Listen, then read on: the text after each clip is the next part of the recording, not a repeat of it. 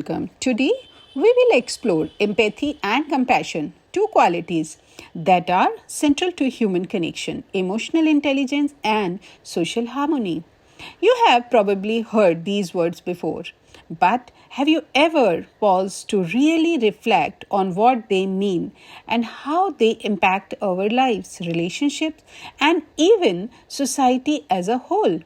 By the end of this video, we will come to a clear understanding of what empathy and compassion are, how they differ and complement each other, why they matter in everyday life, and how to develop and practice them more initially. So now, empathy is ability to understand and feel what another person is expressing from their perspectives. You have probably heard the phrase, put yourself in someone else's shoes. That's empathy in action. There are three types of empathy. First, cognitive empathy. This is about understanding someone's thought or emotions intellectually. You can see where they are coming from. Second, emotional empathy. This is feeling what the other person is feeling. If someone's crying and you feel tears coming on too, that's emotional empathy. And third is compassionate empathy. This includes both understanding and feelings, plus the motivation to help. For an example, let's say your friend is grieving the loss of a loved one. Cognitive empathy helps you realize they may be overwhelmed. Emotional empathy allows you to feel their sadness. And compassionate empathy might prompt you to bring them a meal or offer a support. So now, what is compassion? Now, what is all about the compassion we will discuss? Compassion goes a step further. It's not just understanding or feeling someone's pain. It's about wanting to alleviate it. Compassion includes action. It's difference between saying, I'm sorry you are hurting, and saying, I'm here, can I help? And how can I help you? Compassion doesn't always have to be dramatic. Small gestures matter.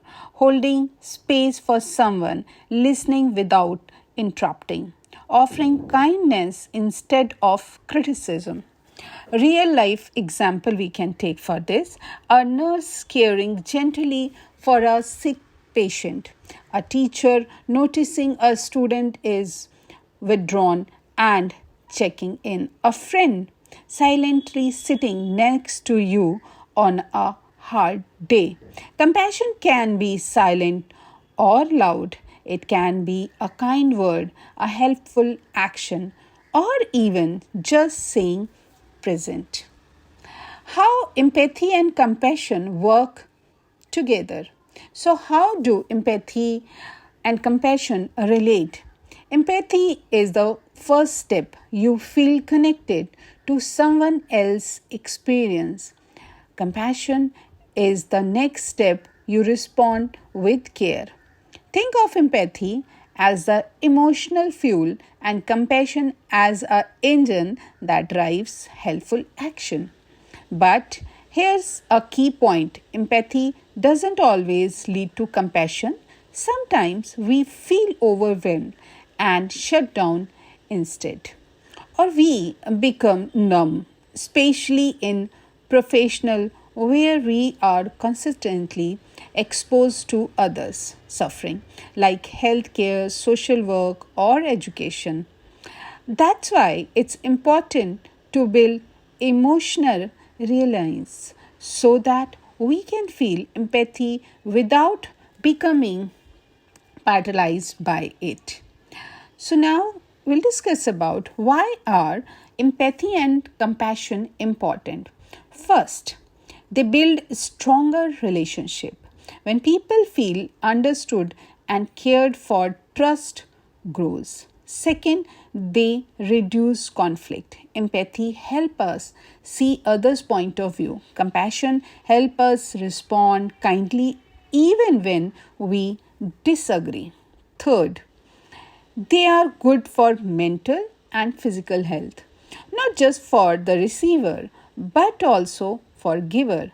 Studies show that practicing compassion can lower stress and increase feeling of happiness and purpose.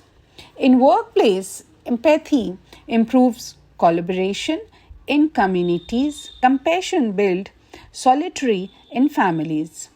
They foster connection and healing. So, what are the common barriers and how to overcome them? Of course, it's not always easy. Sometimes we avoid empathy because we fear getting too emotionally involved. We were busy to distract. We don't know what to say or do.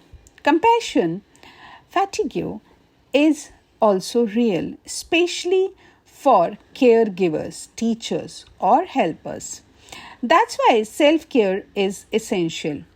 You cannot pour from an empathy cup. Here are some tips for the same. Practice active listening. Put the phone down and really hear someone. Pause before judging. Try to understand what behind a person's behavior. Set healthy boundaries. Compassion doesn't mean saying yes to everything. It means acting with kindness and wisdom.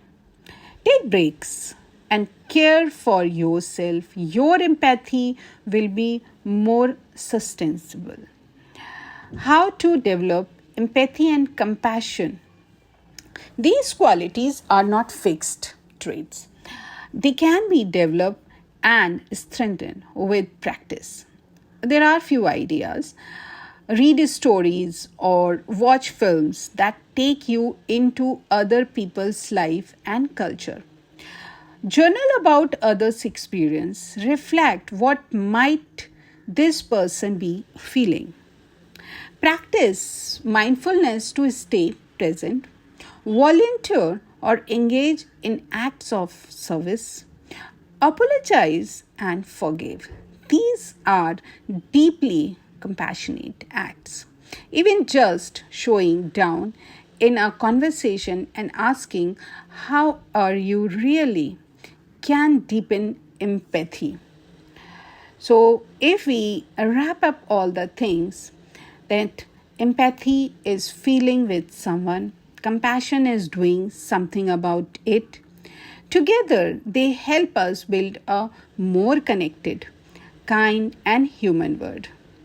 You don't need to be a superhero to practice them.